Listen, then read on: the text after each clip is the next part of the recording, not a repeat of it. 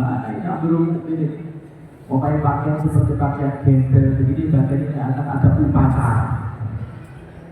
Maka hadirin adanya dibujuk oleh teman-temannya. Wahai anak begini, pakaiannya dicuci dulu. Pakaiannya dicuci dulu. Oh ya, kalau dicuci mau, akhirnya dicuci. Begitu dicuci, sudah tidak berpakaian, dikasih pakaian bagus oleh teman-temannya. Nah, ngobrol-ngobrol sudah lama, ayo kita sudah mulai berangkat. Begitu mau berangkat, ternyata Sayyidina Umar ingat pakaiannya yang lama. Mana pakaianku yang lama ini? Loh, ini kan sudah enggak lama saja.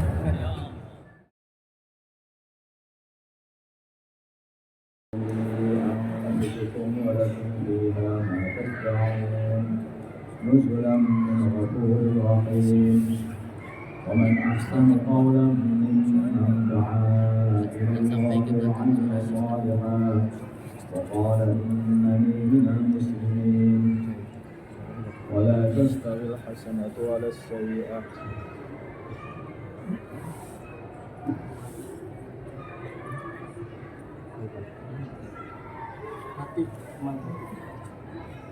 ولا تستوي الحسنة ولا السيئة ادفع بالتي هي أحسن فإذا الذي بينك وبينه عداوة كأنه ولي حميم وما يلقاها إلا الذين صبروا وما يلقاها إلا ذو حظ عظيم. Hadirin yang dimuliakan Allah Subhanahu wa taala. Perkara yang paling penting adalah bagaimana kita hidup di dunia ini mendapat ridha Allah Subhanahu wa taala, dicintai oleh Allah. Hadirin, inilah maksud daripada seseorang hidup di dunia. Tetapi bila mana seseorang itu mencari ridha Allah, dia dicintai Allah, mesti dia paham apa-apa saja yang dicintai Allah, amalan apa saja yang dicintai Allah, sehingga kita mendapat ridha Allah. Para anbiya alaihi wassalam, mereka dipilih oleh Allah Subhanahu wa taala supaya umat manusia ini mendapat ridha Allah, dicintai Allah, Allah puas kepadanya. Maka hadirin yang dimuliakan, dimulai dari Nabi Adam alaihi wassalam, Nabi Idris, Nabi Nuh alaihi wassalam, semuanya, dan nabi-nabi setelah Nabi Nuh, semuanya diperintah oleh Allah Subhanahu wa taala untuk menyampaikan suatu perkara, yang perkara ini bila mana diamalkan, hamba akan dicintai oleh Allah Subhanahu wa taala.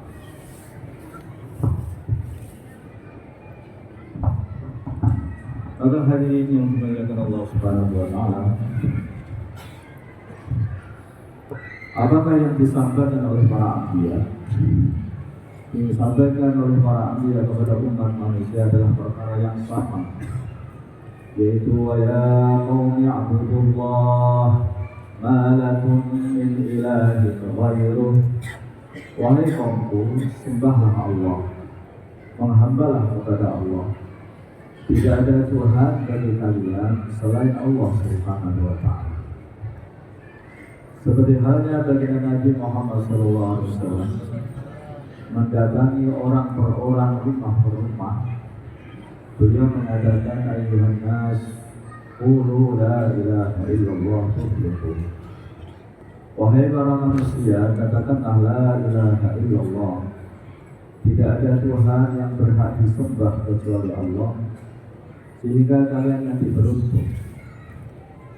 Bahkan baginda Nabi mengatakan, wahai orang-orang Mekah, katakanlah la ilaha illallah, nanti kalian akan dapat menyatukan semua orang Arab dan juga dapat menyatukan orang-orang Ajam non-Arab. Maka hadirin yang dimuliakan, seruannya adalah sama, yaitu suruhan untuk menghamba kepada Allah Subhanahu wa Ta'ala.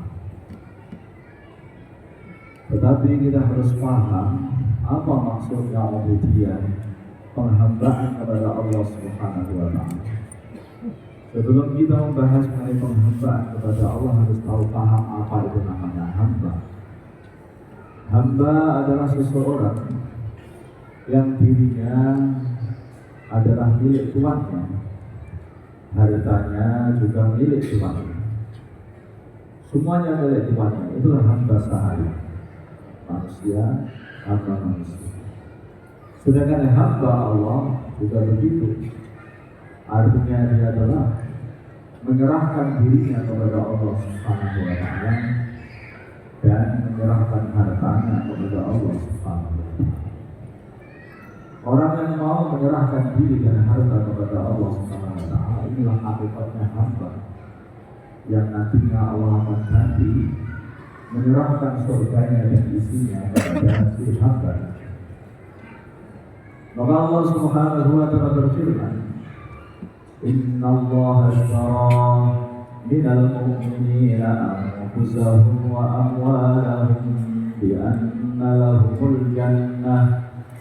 Allah Subhanahu wa Ta'ala telah membeli daripada orang-orang yang beriman, membeli jiwa mereka dan harta mereka, dibeli dengan surganya Allah Subhanahu wa Ta'ala, dengan surga.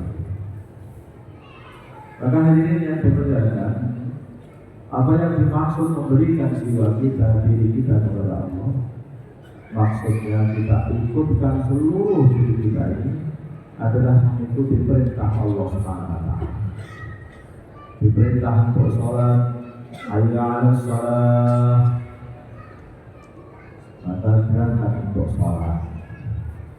Diperintah untuk berpuasa, maka berangkat untuk berpuasa.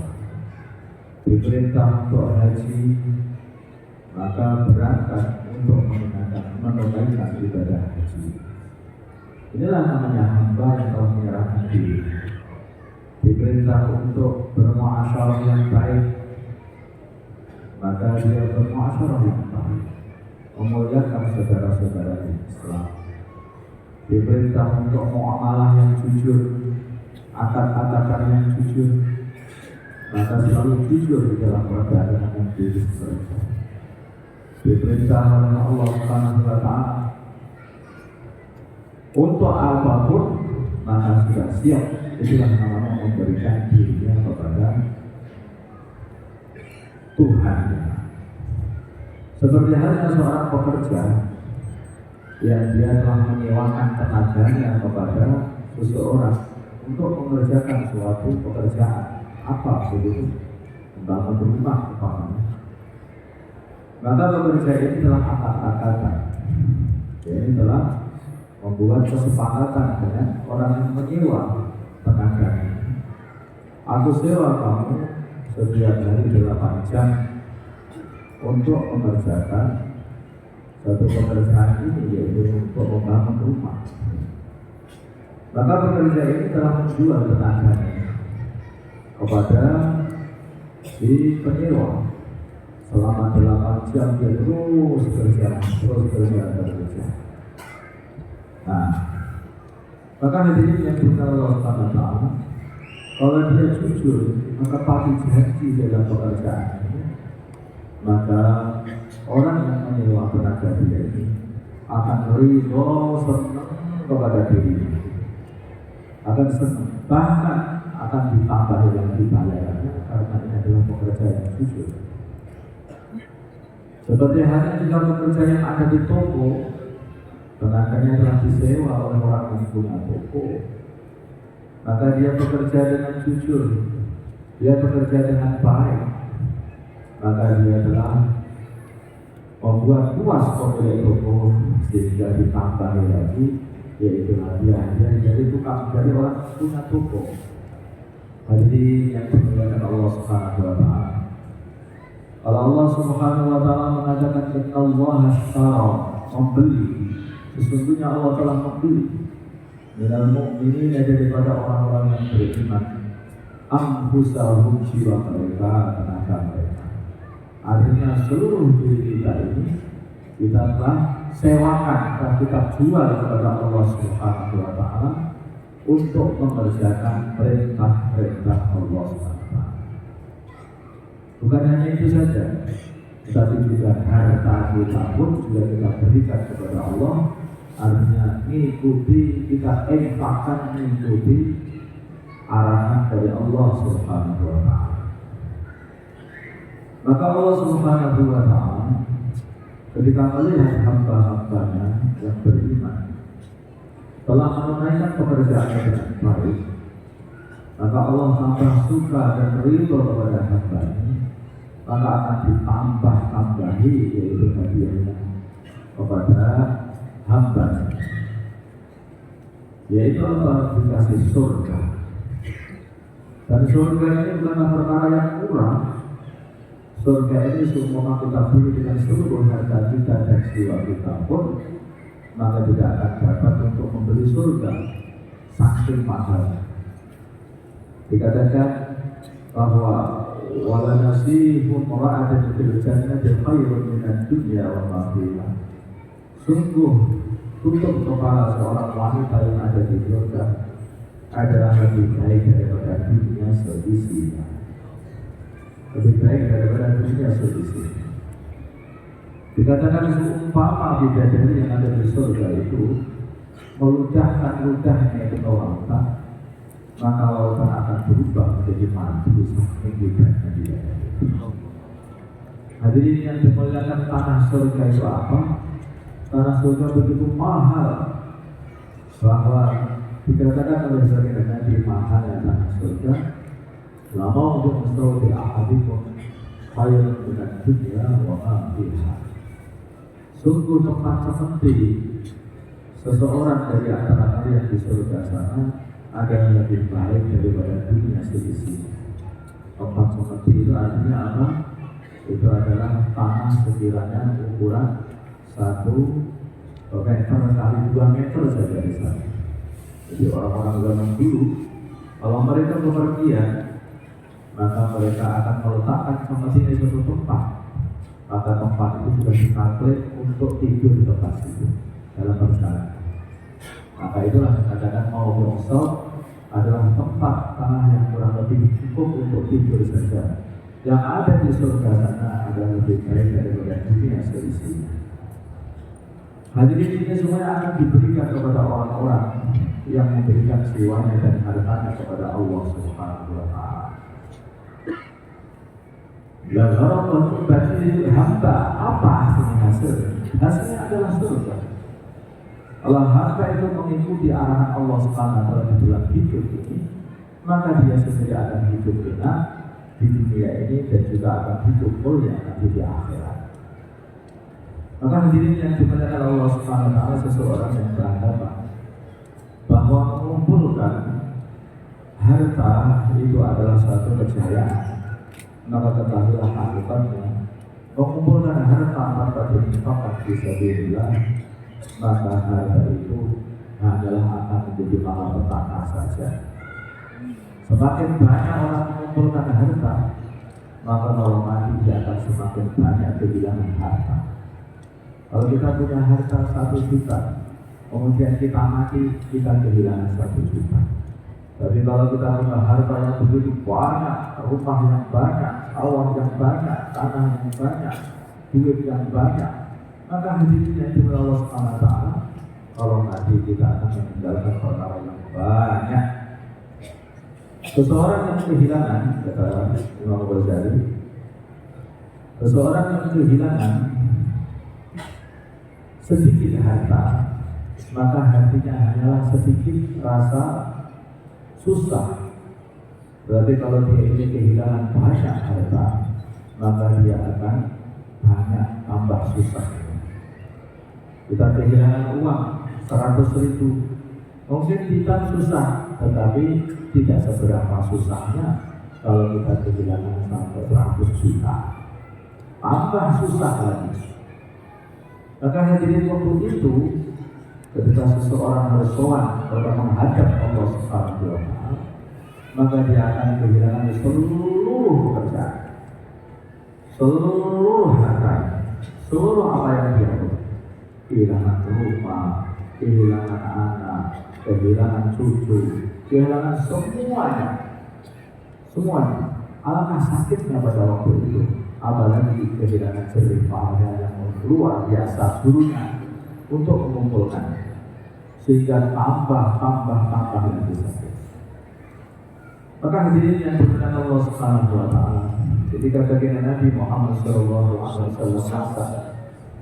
bersama keluarganya, maka beliau meminta keluarganya ini untuk mengambilkan kaki kambing yang dimasak, ambilkan satu kaki kambing. Maka kaki kambing itu diberikan kepada tamu baginda Nabi Muhammad SAW. Datang lagi, ambilkan kaki kambing, ambilkan dibagi orang lain, ambilkan kaki kambing dibagi orang lain, tinggal satu kaki kambing.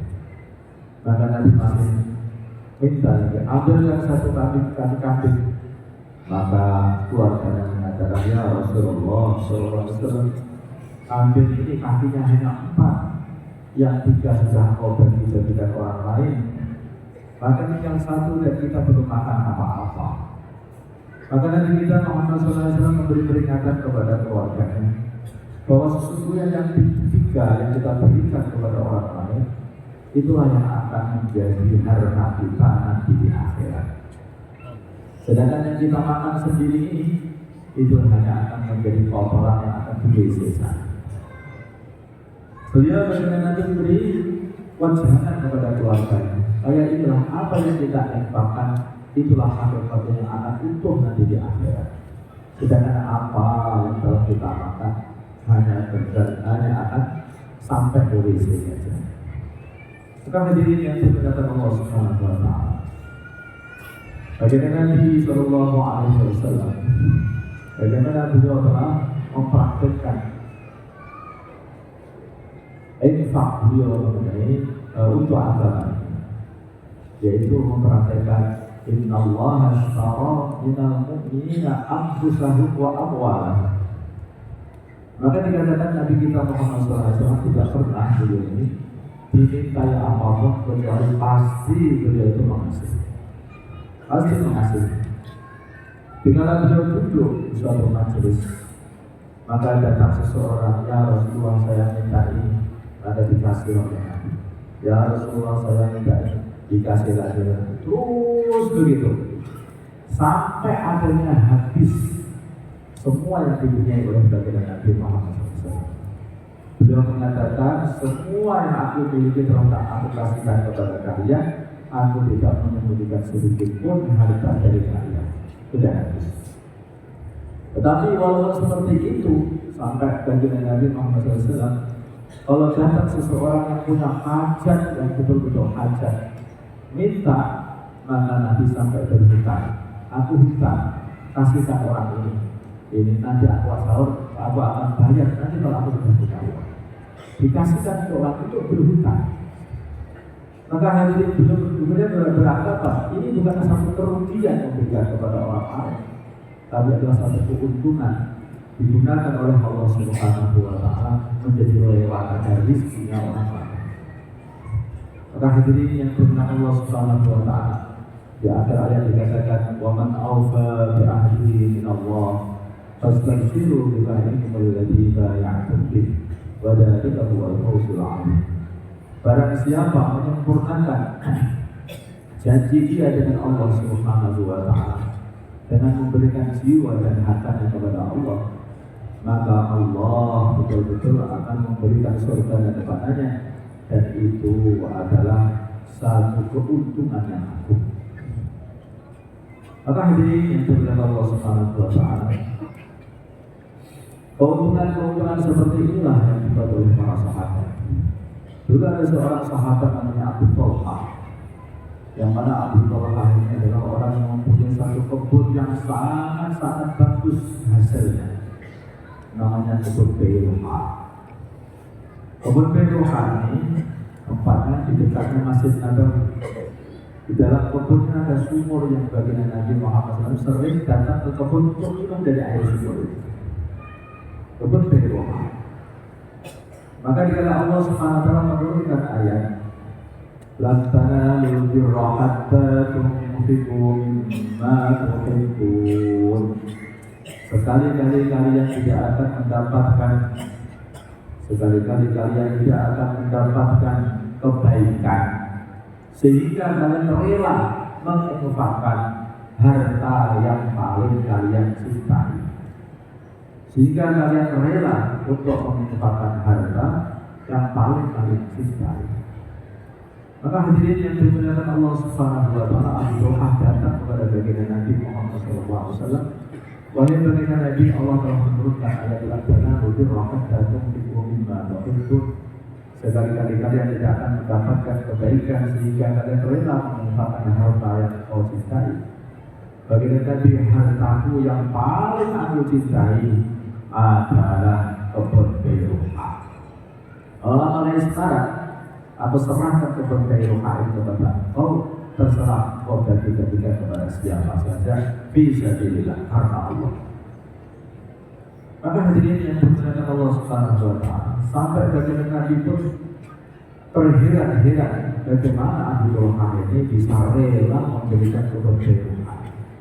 Maka bila mengatakan bahkan, aduh, wah. Ini adalah kebun yang sangat menguntungkan.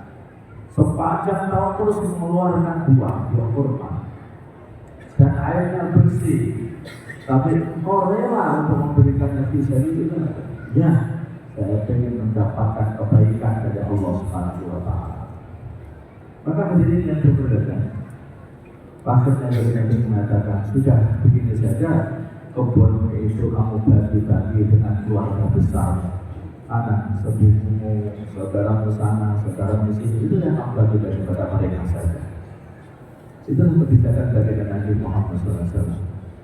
Maka hadirin yang dimuliakan Allah Subhanahu wa taala, mereka para sahabat betul-betul berusaha untuk bisa melaksanakan yaitu amalan memberikan harta fi sabilillah hanya karena Allah Subhanahu wa taala ini untuk mendapatkan surga. Tapi di antara para sahabat ada di antara mereka orang-orang yang tidak punya harta. Maka mereka ini usaha betul sehingga walaupun dapat harta sedikit, harta yang dibagi menjadi tiga. Satu bagian dimakan bersama keluarga, satu bagian dibuat untuk modal kembali, dan satu bagian dibuat untuk infak fi sabilillah. Sedikit.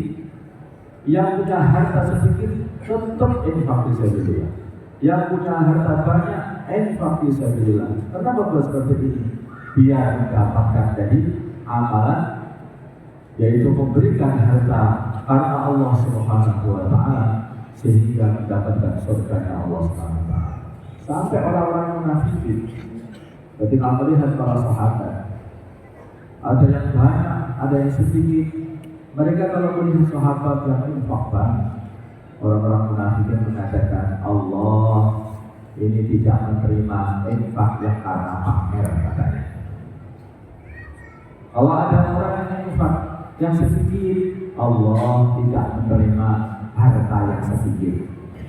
Orang-orang munafikin suka begitu ngomongnya.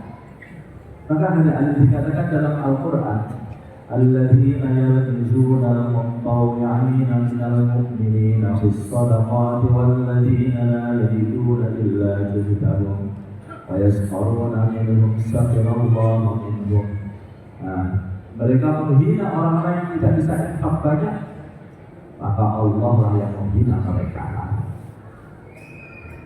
Infak walaupun sedikit dengan mujahadah itu, maka itu akan dikasih pahala yang tinggi dari Allah Subhanahu wa taala.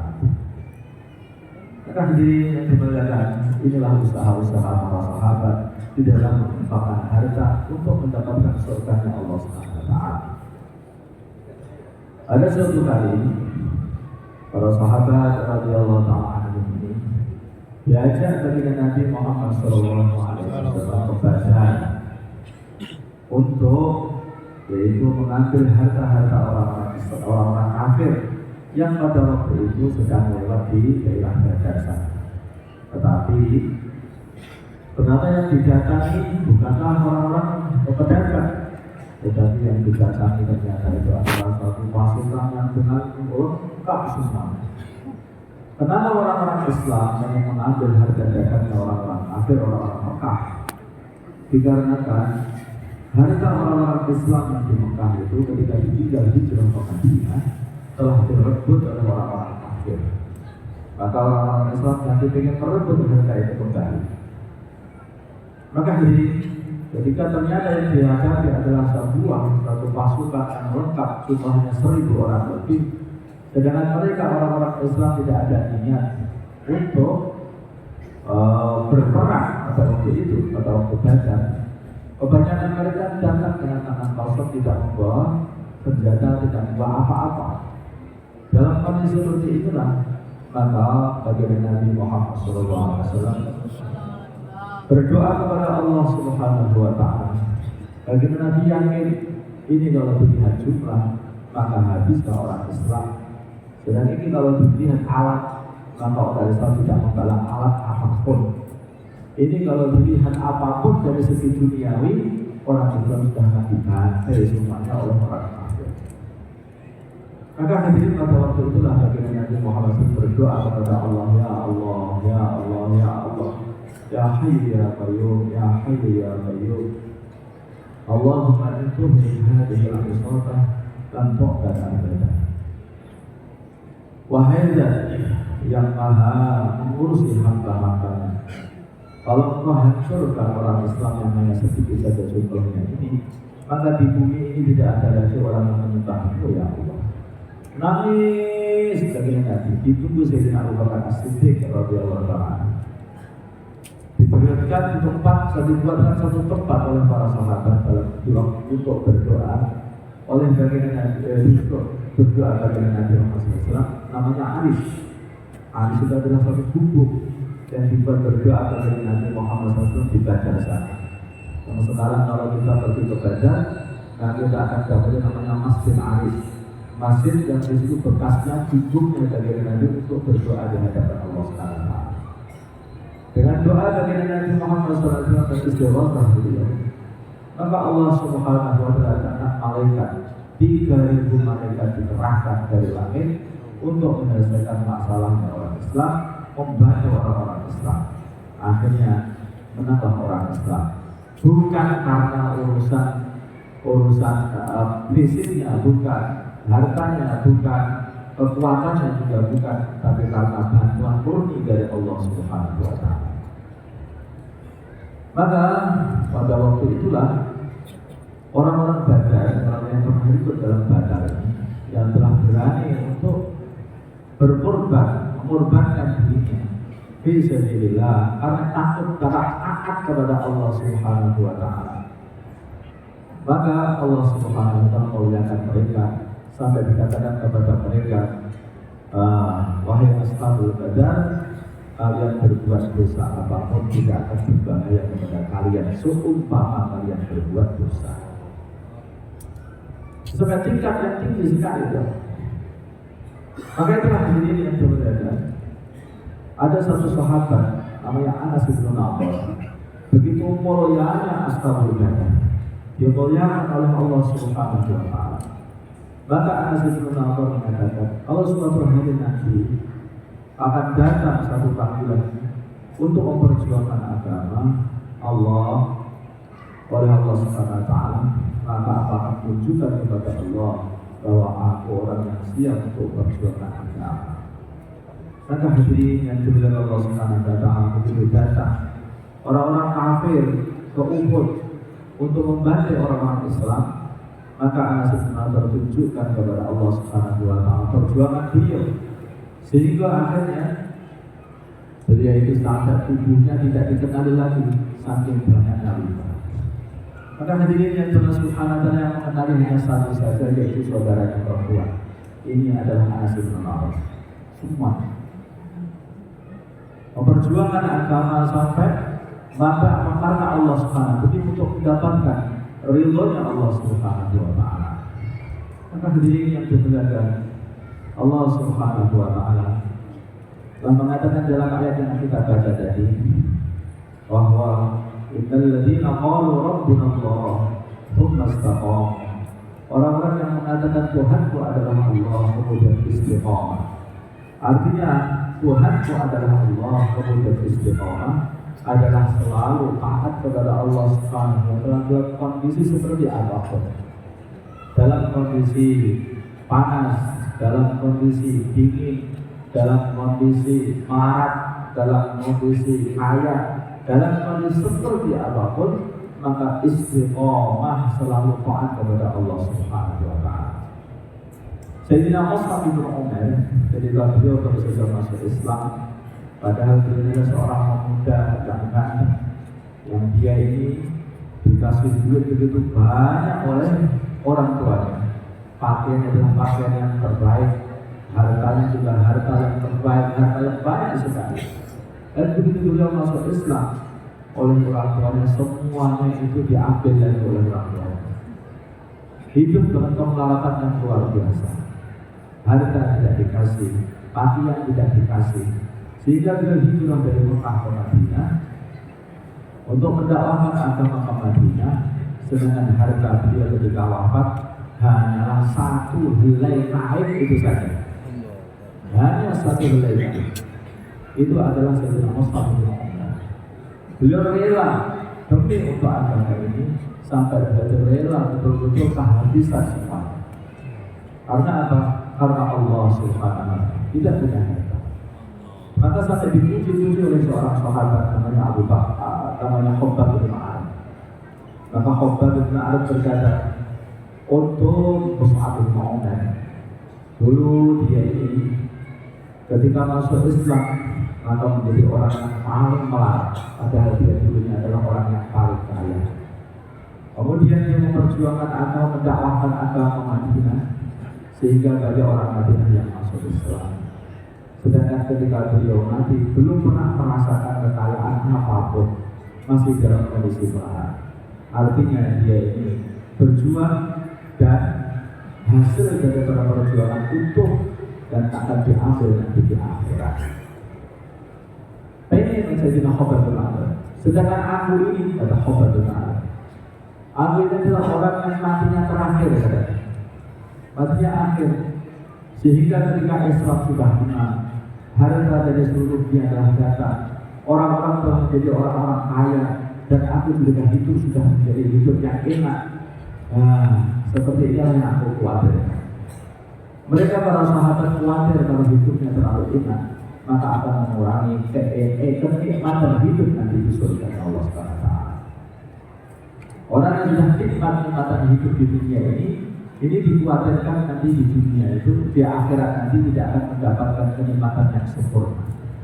Seperti yang dikatakan oleh Sayyidina Umar dan Khattab radhiyallahu anhu, ketika beliau minum air yang dicampur dengan madu saja, maka begitu beliau minum tidak jadi minum. Apa itu? Air dari madu, air dan madu, udah tidak jadi. Kenapa tidak jadi minum? Saya khawatir nanti akan mengurangi nikmat saya nanti di akhirat. Sayyidina Umar bin Khattab, semua orang Islam tahu, semua orang kafir tahu, orang yang sangat dihormati oleh orang-orang Islam, orang yang sangat dihormati oleh orang kafir pun hormat kepada Umar bin Khattab. Tetapi kondisi beliau adalah hidup dengan penuh kesederhanaan. Suatu kali beliau melihat putranya, yaitu Sayyidina Abdullah bin Umar radhiyallahu anhu. Melihat beliau ini membawa daging beli dari pasar, maka Sayyidina Umar bertanya kepada Abdullah, kenapa? Apa yang kamu bawa ini? Ini adalah daging, saya beli dari pasar. Dan kenapa beli daging? Kami sudah lama sekali tidak pernah makan daging. Maka Sayyidina Umar mengatakan, apakah setiap kali kamu pengen makan daging selalu beli daging? Makanan begitu sederhana, pakaian begitu sederhana. Maka hadirin yang dimuliakan, yang tidak sederhana satu saja, imannya sangat sempurna. Imannya sangat sempurna. Itulah perbaikannya para sahabat. Akhlaknya diperbaiki, imannya diperbaiki, amalannya diperbaiki. Asal hubungannya dengan Allah Subhanahu sudah baik, maka sudah tidak peduli walaupun kondisi mereka ini tidak baik kelihatannya di hadapan manusia. Suatu kali itu orang-orang yang ada di sana di negeri Palestina zaman dulu itu di sana pengen menyerahkan kunci gerbang Palestina kepada Sayyidina Umar radhiyallahu anhu. Maka Sayyidina Umar memerintahkan Khalid bin Walid yang datang. Sana apa saja yang datang, aku di Madinah jauh jarak Madinah dan Palestina. Begitu Khalid bin Walid datang, maka orang-orang Palestina sana, orang-orang pembesar sana mengatakan, apakah kamu Umar? Kalau dilihat tubuhnya, kamu kayak Umar, tetapi kelihatannya kamu bukan Umar. Kalau kamu tahu, karena tidak sesuai dengan sifat-sifatnya yang ada di kitab kami. Maka akhirnya Sayyidina Umar pun datang sendiri langsung ke negeri Palestina zaman dulu.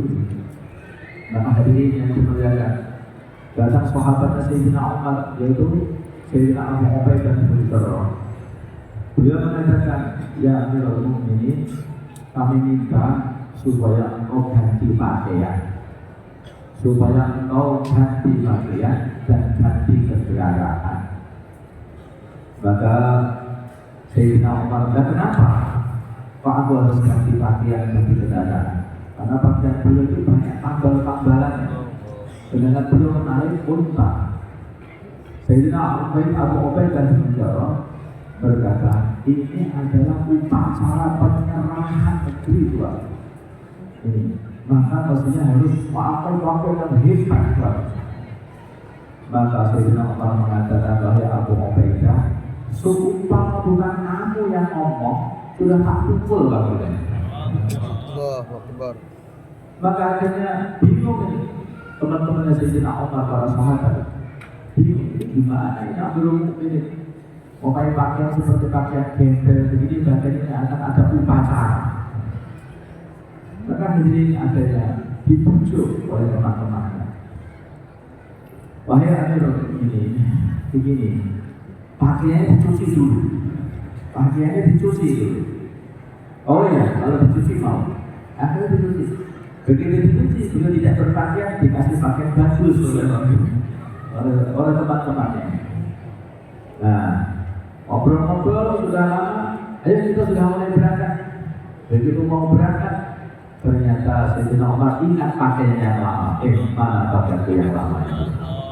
Loh, ini kan sudah enggak lama saja. Diambil pakaian yang lama, dipakai kembali.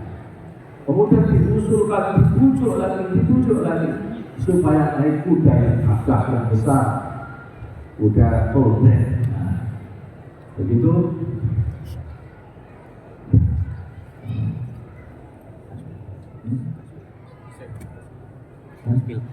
Hadirin yang berkah Subhanahu wa ta'ala, maka sepertilah para sahabat mereka ini usaha untuk mendapat ridha Allah Subhanahu wa ta'ala. Maka siapa yang sediakan waktunya untuk pulang kepada Allah Subhanahu wa ta'ala, meniru yaitu apa yang telah dibuat oleh para sahabat bagi Nabi Muhammad sallallahu alaihi wasallam. Maka silakan hadirin Allah Subhanahu wa ta'ala, mereka telah keluar dari Allah Subhanahu wa ta'ala di tempat-tempat yang begitu jauh, negeri Persia, negeri Romawi, negeri Abasyah, negeri Mesir, negeri-negeri yang jauh didatang oleh mereka, semata-mata hanya untuk yaitu memperjuangkan agama, menyebarkan agama Islam. Bahkan dikatakan ada sahabat itu sampai ke Aceh, ada 2 sahabat yang datang ke Aceh ini. Sehingga akhirnya umat Islam di sini, orang-orang manusia di sini kenal dengan Allah Subhanahu wa ta'ala. Hasil daripada turut bisa dari mereka ke seluruh dunia. Maka siapa yang hebat jelas amalan mereka, maka silakan Pak Omar.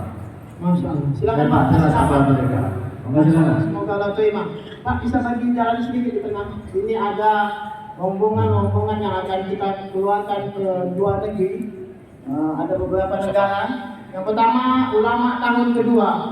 Ada 4 orang Yang pertama Ustadz Hidayat, Ustadz Abdul Rahman Arif, Ustadz Hasan dan Ustadz Muhammad Hasan. Kalau ada boleh bersama 4 ulama ini dengan orang tua yang Pak Kiai kita. Yang kedua jemaah negara jauh, jemaah yang akan kirim, rombongan yang akan kita kirim ke luar negara, yaitu ke Afrika.